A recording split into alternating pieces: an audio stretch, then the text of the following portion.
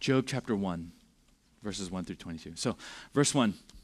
There was a man in the land of Uz whose name was Job, and that man was blameless and upright, one who feared God and turned away from evil. There were born to him 7 sons and 3 daughters. He possessed 7,000 sheep, 3,000 camels, 500 yoke of oxen, and 500 female donkeys, and very many servants, so that this man was the greatest of all the people of the East. His sons used to go and hold a feast in the house of each one on his day, and they would send and invite their 3 sisters to eat and drink with them. And when the days of the feast had run their course, Job would send and consecrate them, and he would rise early in the morning and offer burnt offerings according to the number of them all. For Job said, "It may be that my children have sinned and cursed God in their hearts." Thus Job did continually. So we're starting here sort of with the introduction of who Job is, and I want to point out a couple things. First off, the story of Job chronologically does not actually take place after the book of Esther. It's placed here after the book of Esther because it is part of sort of poetic literature in the Bible. So it's lumped in together with Psalms and Proverbs because the majority of the book of Job is written that way. But in terms of when Job lived, okay, we can actually place him among the contemporaries of Abraham, okay? And what we mean by that is he lived during the same time as Abraham did, either right before, okay, or just a couple years before. But either way, he was right around that time, which means that from a chronological time perspective, okay, Abraham appears in Genesis chapter 12. That's the first time we see him, or see his name is in Genesis 11. But the idea is somewhere in between Genesis chapter 11 and 12 is actually the story of Job. And the reason why that's significant, okay, is because if you, again, think about the story that we've just gone through, right? God creates, and then God creates Adam and Eve. They sin against God. They rebel against God. And then but God allows them to multiply and have children. And then eventually those generations become so wicked and evil that God wants a reset of humanity, wipes everybody out except preserves Noah and his family. They repopulate the earth. And though things never got as bad as they were before, the idea is sin still exists. The world is still broken. And in the midst of that, okay, Job's story happens, which means that very early on, okay, in terms of human understanding of who God is, we have the book of Job. And that's really significant. It's significant because it means that questions about pain and suffering are not questions that are new. Questions about pain and suffering have existed pretty much as long as humans have been around after the fall. And the reason why it's important for us to catch that is because the book of Job is 42 chapters long. 42 chapters long, a discussion of pain and suffering. So we just came back from the Rethink conference. We just came back from the fall retreat. And always, whenever we go to the Rethink conference, there's always somebody talking about evil and suffering. Whenever we have one of those speakers come to our church, especially if they stick around and speak on a Sunday, we always have them talk about evil and suffering because it's such a massive topic.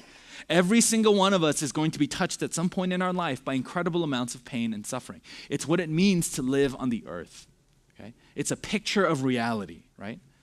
And I know some parents don't like it when I talk about things like this because they would rather preserve this picture of the world that everything's going to be okay.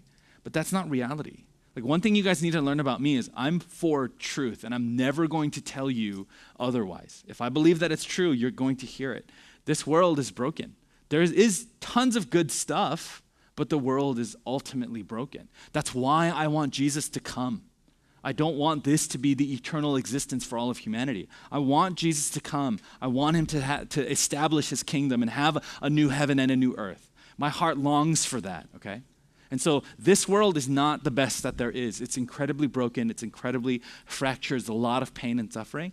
And so for all of human history, we could look back on the book of Job and we can see what's the response that we should have. What is it that we need to learn, okay? Now, Job is a really difficult book because in it contains a lot of truth about God and also a lot of untruth about God, things people assume about God. And so it's very difficult to understand. There's a lot to work through, but again, that's on purpose, that's by design. When it comes to understanding evil, pain, and suffering, it's not a short little topic. It's a very deep topic. There's a lot of things to think through and talk about, okay? So that's just an intro to understanding like why the book of Job, why are we talking about this, who is Job and all that stuff. So verse 1, his name is Job. He's blameless and upright, one who feared God and turned away from evil. So what's our intro to Job is that he's a great guy, right?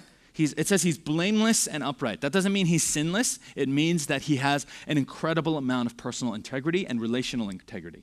Not only does he know who he is and he has upright character, he deals with other people in an upright manner, right? He fears God and he turns away from evil.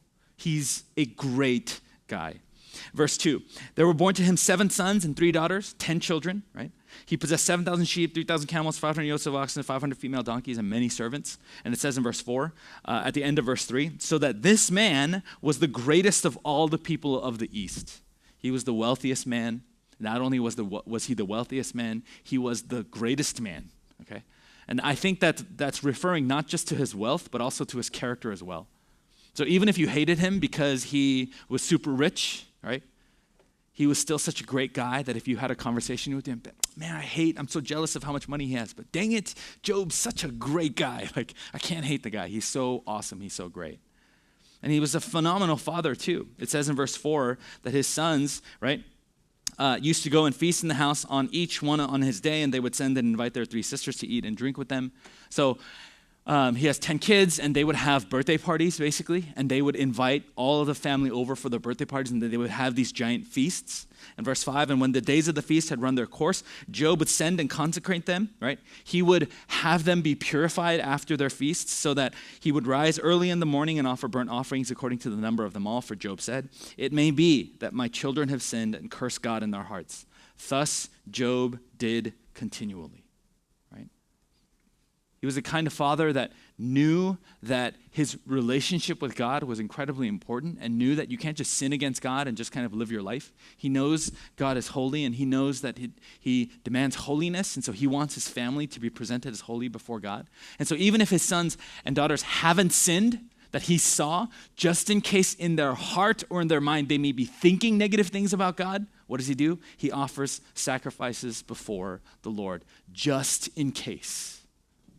Meaning Job is incredibly concerned about his kids. He's concerned about himself, right? He offers sacrifices for his family. Great guy, richest guy, loves his family. Okay. And then what happens in verse 6?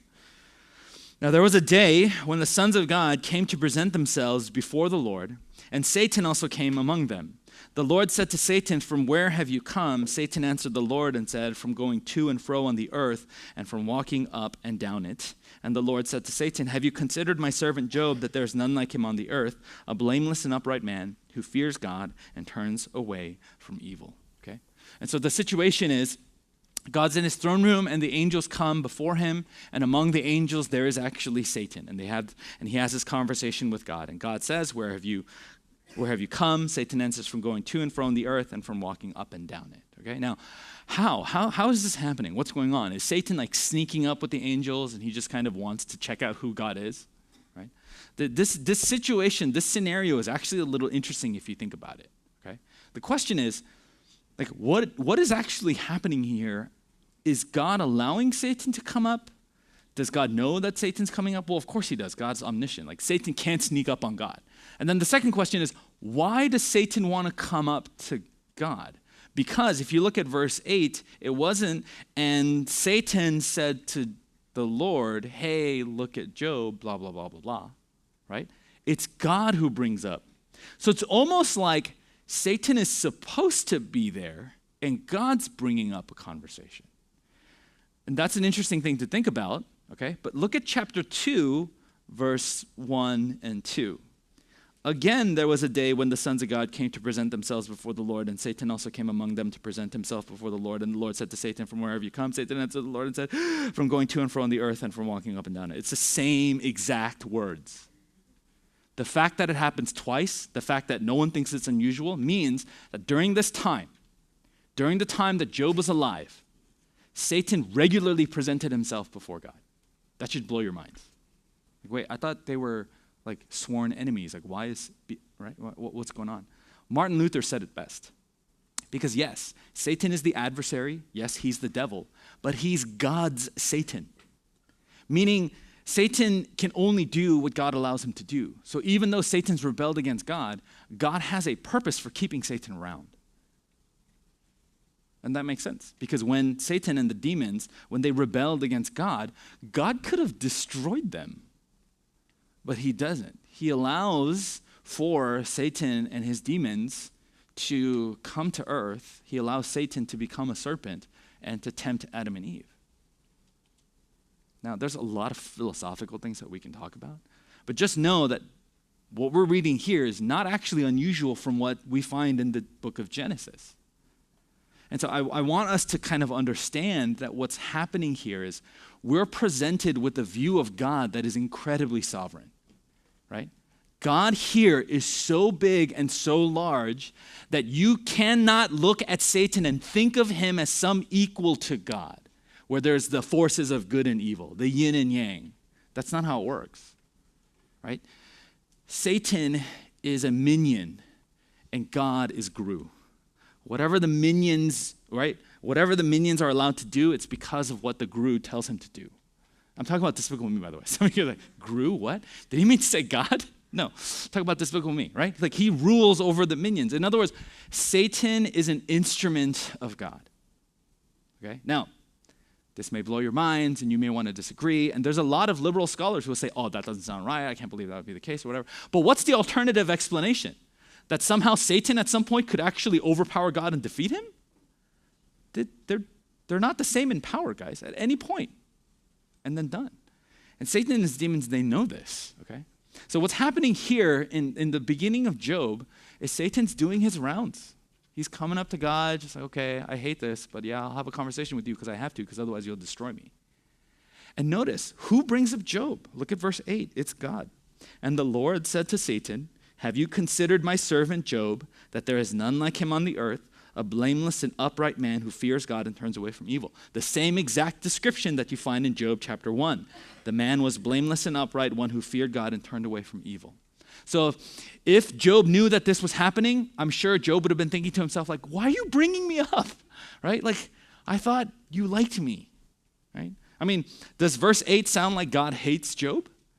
No. Verse 8 sounds like God's proud of Job. It sounds like God favors Job. It sounds like God notices Job.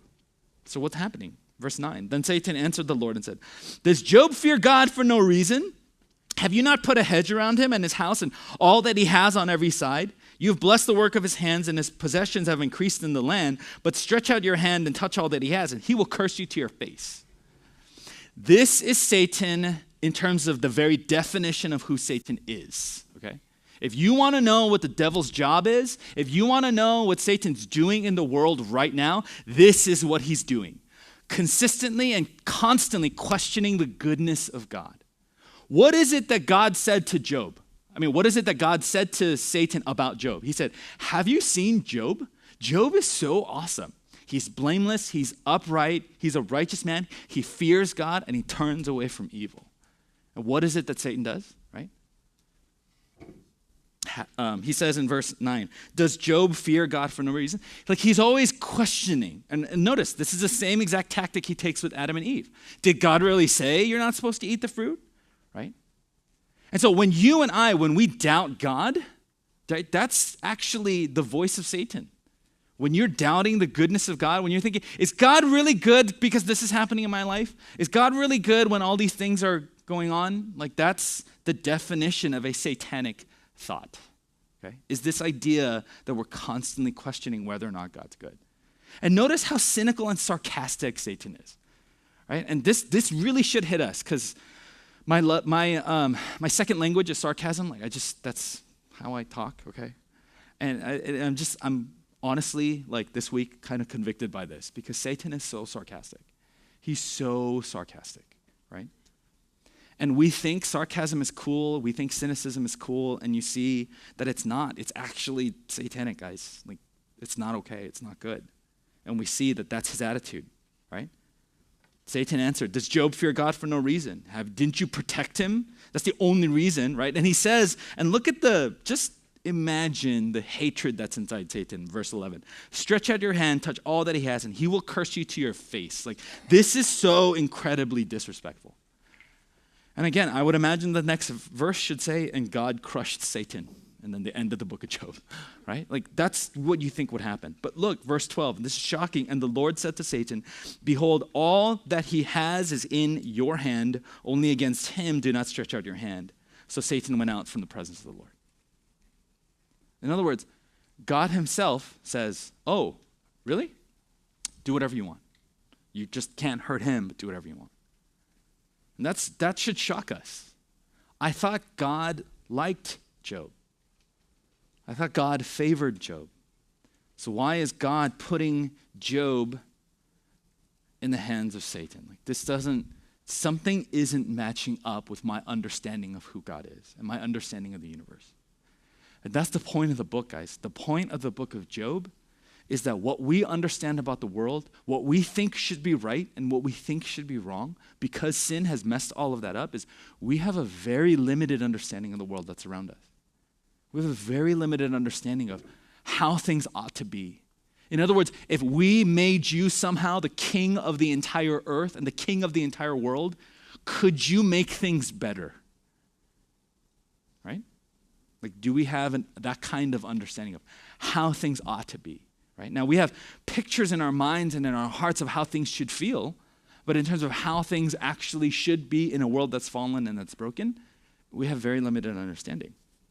And that's the point. The point of the book of Job is to walk through, right, 30-some chapters of that kind of conversation. But look what happens next. Look at verse 13. Now there was a day when his sons and daughters were eating and drinking wine in their oldest brother's house. And there came a messenger to Job and said, the oxen were plowing and the donkeys feeding beside them. And the Sabaeans fell upon them and took them and struck down the servants with the edge of the sword. And I alone have escaped to tell you. Right? So the servant was involved in basically a terrorist attack where the Sabaeans came and took all of the oxen and the donkeys and the plows. And so Job lost, right, half of his business. So half of his business in the span of a 10-minute conversation, everything falls. While he was yet speaking, verse 16, there came another and said, the fire of God fell from heaven and burned up the sheep and the servants and consumed them, and I alone have escaped to tell you. Right? And so now some freak, crazy fire from heaven falls down and consumes all the sheep and the servants, and I alone. Right? So now Job lost another half of his entire business, right? Verse 17, while he was yet speaking, there came another and said, the Chaldeans formed 3 groups and made a raid on the camels and took them and struck down the servants with the edge of the sword, and I alone have escaped to tell you. And so even as these other 2 servants were coming in to tell Job this bad news, a third servant comes in to tell Job, you've lost the camels, you lost the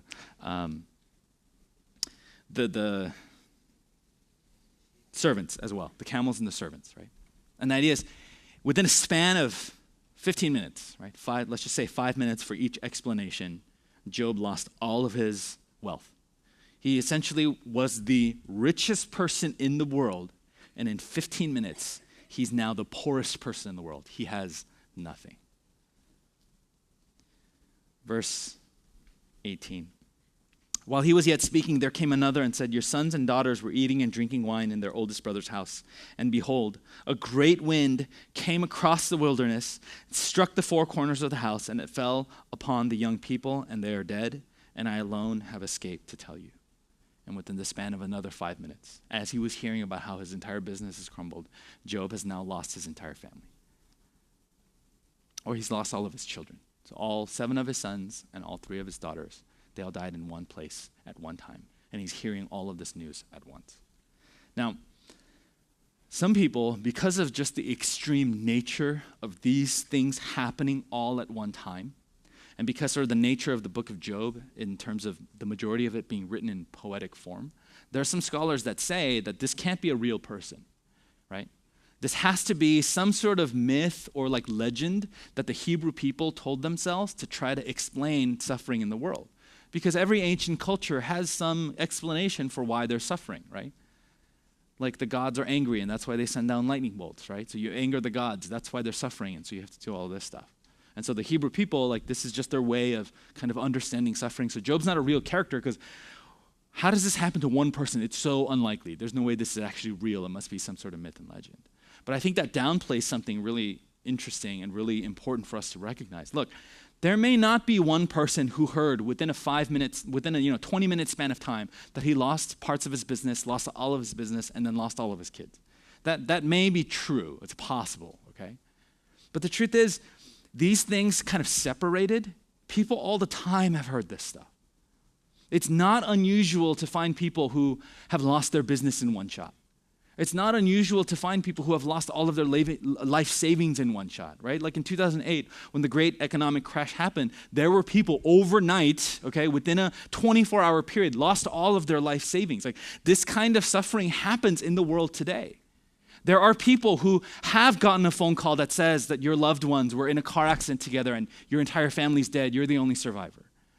Those kinds of things actually happen in the world that we live in today. This is reality. What are the chances that it all happens to one particular person at one particular time and they all receive the news at the same time? Yeah, maybe that doesn't seem likely, but that doesn't mean that these things aren't happening and they're not happening now and they're not happening regularly. Job is a real person, guys.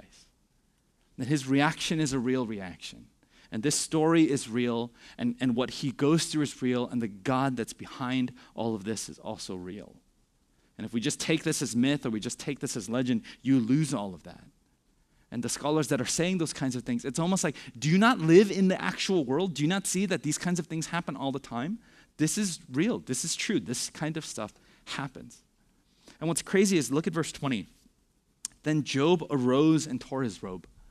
You know, any one of these pieces of news would have been enough for him to rise and tear his robes. And the reason why they tore their robes is because in this day and culture, the way that they expressed emotional anguish was they tore their robes. Right? They literally rended their garments. They took out their frustration and pain and anger out on their clothing. That was the way the culture was at this time. Job's bad news came so fast, he had no opportunity to even get up from where he was sitting to react to the news. It just came one after the other, after the other, after the other. And then it says, and then Job arose and tore his robe, shaved his head, fell on the ground, and worshiped. What? Like, guys, that is incredible. And again, this is another one of those things where scholars are like, that's not real. No one actually does that. If you heard this kind of bad news, you're not going to get down on your knees and worship. That's a cynical take on this. It's a sarcastic, cynical take on this, that this can't be real. But again, Job was the greatest person that lived on earth in terms of personal character, in terms of his relationship with God, in terms of all that he had. And Job explains why he worships. Look at verse 21. And he said, naked I come from my mother's womb, naked shall I return. The Lord gave and the Lord has taken away. Blessed be the name of the Lord. What is it that caused Job to get down on his knees and worship? Not, rail against God, not complain. Well, what is it that caused it? Well, because Job recognizes that everything I have was God's to begin with. This isn't mine. This all belongs to God. And God chose today to take it all away. And that doesn't mean that he's evil. That doesn't mean that he's bad. He's still as good as he was when he allowed me to have all the things that I have. When I was in a good place and I had everything I needed and I was blessed beyond anybody else in the world, God is good. And when God decides to take all of those things away, God is still good. That's Job's faith. That's Job's understanding of who God is. And so it says in verse 22, in all this, Job did not sin or charge God with wrong. So again, why is Job in this place to begin with? Because Satan challenged God, right? Satan said, the only reason Job likes you is because you've given him everything. And so God says, okay, take everything away. And so now everything is taken away, and what does Job do? It says that he goes to the ground and he worships. He did not sin or charge God with wrong. God wins. So why is chapter 2, again, there was a day when the sons of God, wait a second. He lost all his kids, lost all of his material wealth, and the next verse is not, and so God came and restored everything to Job. What's going on here? I don't understand the rest of this story. It doesn't jive with my understanding of who God is. Because what happens is Satan comes up again, right? And God says, have you considered my servant Job? There is none like him. And then Satan goes, well, obviously, you took everything away, but he's still healthy. That's why he's still worshiping. Job did not curse God or charge him with sin. And God says, okay, take his health. And so chapter 2 is about how Satan takes the health of Job. And Job has this breakout of terrible boils and stuff on his skin. And he's just sitting there at the end of chapter 2. And he's so miserable. And he can't heal himself. And he's just like got this like skin stuff all over that he's broken a piece of pottery. And the only thing that'll make him feel even a little better is that he's just scratching himself with it. That's the only thing that will cure the itch and just the junk that he's feeling. He's just carving himself, right? And his wife sees him and says, this is the worst thing ever. Like, you and I just lost everything. Like, there's no point in living anymore. Let's just curse God and just curse God and die. Like, why do you keep worshiping God through the midst of this? This doesn't make any sense. Like, what's going on? And if you look and you flip through the book of Job, right? Chapter 3 comes around. Chapter 4 comes around, and what happens is Job's friends visit. There's no talk of Satan and God anymore. Job's friends come and they see him just in the, like, again, he was the wealthiest man in the world, most beloved by anybody, and in one day loses everything. And then maybe like the next day or something also loses his health. So when his friends come and see him, they don't even know what to say. It's so horrifying what's happened to him. And so they just sit with him for a couple days, and they don't know what to say. And then finally they start to speak, and they have this dialogue. And that's what makes up actually the majority of the book of Job, is a conversation about why this happened. Because again, Job at this point doesn't know the story that Satan and God were having this conversation. Job just knows, one day I woke up, and that was the worst day of my life. Everything was taken from me. Everything. It's all gone. It's all done. And then his friends come and they visit and they're having this conversation and they're trying to figure out why this happened. And for the most part, the friends' view is that Job must have done something wrong. And so they keep telling Job, like, buddy, just repent. Like, you sinned against God. Just repent and I'm sure he'll restore. I'm sure it'll be better again. Like, this is your fault. And Job keeps saying, like, that's not who God is, I don't think. Like, God's not the type of person that would just do that, because I know there wasn't something I did to deserve this. Like, there's got to be something else. There's got to be more. In other words, this suffering and the conversation that they're having about suffering is so profound that God's letting us get into what the things that they're talking about, because pain and suffering is profound. There are no pat answers for pain and suffering. Like, if you know somebody who's grieving, you know somebody who's like family members passed away, like for you to just come alongside them and be like, well, don't worry, this is all for the glory of God. Like, that's true. Those are true statements. That is a part of the book of Job. That's ultimately true. But God's gracious enough to recognize that we have to work through pain and suffering. That's why he gives us 30 chapters in the book of Job, 42 chapters in the book of Job. So what's going on? Well, the book of Job, just by itself, okay, the way the story ends is after Job and his friends are having conversation and round and round and round they go, God decides that he's going to come down to Job. Now, how do you imagine God should come down to Job, right? Remember, Job just kind of won the battle for God, right? Like, Satan was all cynical and sarcastic about who God is and who Job is, but Job endured. Like, he didn't curse God. Like, he was faithful, right? So how do you imagine God to come down? You imagine God's going to come down in the form of like some teddy bear, or some soft, warm embrace. Like, when you listen to certain kinds of worship songs that talk about God's presence being this like warm embrace, like, God, I just want to be in your arms. Like, what is that like, by the way? Like, what are they talking about? That's what you would think should be at the end of Job. Because Job just went through this incredible amount of suffering. It was for the glory of God, and so shouldn't God come down and do this? But you know how God appears to Job? He appears to Job, chapter 38 tells us, in a whirlwind, which is essentially a tornado. So Job and his friends are talking around in a tent. They're saying all sorts of stuff, and they're talking and talking and talking and talking.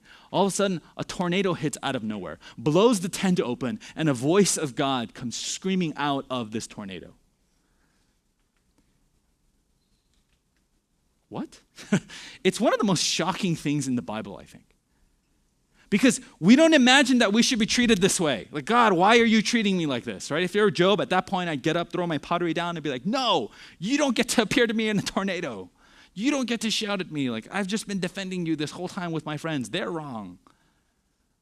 But what God does is he shows up in his full glory and splendor. And you know what happens to Job and his friends? They're terrified. In other words, Job and his friends are talking about God as if they have some understanding of who God is. As if they know who God is. As if they've studied God their entire life and they know exactly what God's thinking and they know exactly how the world should run. As if they should be the kings of the universe and God needs to run the world the way I think it should be run. And what does God do? God's grace and mercy for Job and his friends is he shows them their place in all of creation. God comes to them in a whirlwind. It's just wind, right? I mean, think about what a tornado is. It's just wind, and yet it's so destructive and powerful. So if we can't even understand the destructive power of wind, what do you mean you know exactly why we suffer and why there's pain and evil in this world? Right? We can't even figure out like simple things like wind moving really fast destroys us, right? And for us to be like, no, God, this is how you should run the universe, doesn't make any sense. So that's why God appears in that way. By the time God's done with this speech, right, God comes down in a tornado, in a whirlwind, lays out, like, do you know how the world was created? Were you there when the earth was formed? Were you there when light came out into the world? Do you know the sea beasts? Do you know the beasts of the air and of the land? Do you know how they feed? Do you know how they find food? Do you know how any of this works? And Job, at the very end of God's speech to him, just says, I repent of everything. I am in dust and ashes. I'm nothing compared to you. For the first time ever, even Job, the most righteous man on earth at this time, he recognizes his place before God. He understands God is way, way, way greater than I can possibly ever imagine. In other words, do you think Job's worship transformed after this experience? Oh, you bet his worship transformed after this experience. Do you think Job's understanding of who God is grew after this experience? Oh, you bet Job understands God a lot better. And because God favors Job, Job gets to have this experience where he gets to fully, truly see and know the majesty and the grandness of who God is. And here's the thing, we're all looking for that. Right? We are all created as worshipers. We are constantly looking for something to attach ourselves to that we hope will fulfill us fully. We're constantly looking for something that will keep our attention and then give to us the joy that we so desperately want in our heart. And the truth is, nothing in this world can do that, right? BTS can't do that for you. Justin Bieber can't do that for you. Playing Fortnite for all of eternity can't do that for you. Eventually, all of that stuff will be empty. Fortnite will cease to be updated, right? BTS, those guys will eventually grow old and there will be wrinkles. And you'll find out, oh, they're really guys? Like, all of that stuff will eventually happen, okay? Wait, BTS is a guy group? I thought it was a girl group. No, I was kidding. Just kidding. All right, so your idolatry is rooted in the fact that we're constantly always looking for something to satisfy our soul other than God. Job will never make that mistake for the rest of his life because he got to see the glory and the grandeur of God. That's the point of the book of Job. God is making himself known to Job in a way that's special. Known to Job in a way, yes, that's terrifying, but that's because God in and of himself, his holiness is terrifying. But that's not what this book is ultimately about. That's the big grand theme. But remember, Job is an Old Testament book. We cannot understand the Old Testament unless we have the New Testament to explain what the Old Testament actually means. And one of the key things I want you guys to know is there's Jesus in here somewhere. We just have to find him, okay? Because Job is a righteous, blameless man, one of the best men on earth, and he has everything taken away. Jesus Christ was actually sinless. He was actually the greatest human being to walk on the earth. And he had everything taken away. But him having everything taken away was for the sake of us so that you and I could have access to everything. And everything changes when Jesus comes, when he dies on the cross and he resurrects again. Turn with me to the book of Revelation. Okay, we're going to go to Revelation chapter 12. And Revelation chapter 12 is going to give us what is happening here. What is going on here? Revelation chapter 12, verses 7 through 12. Some of you are trembling as you go to the book of Revelation because it's the scariest book of the Bible. Okay? Don't worry. You'll be safe, I promise. All right? Revelation 12, verses 7 through 12.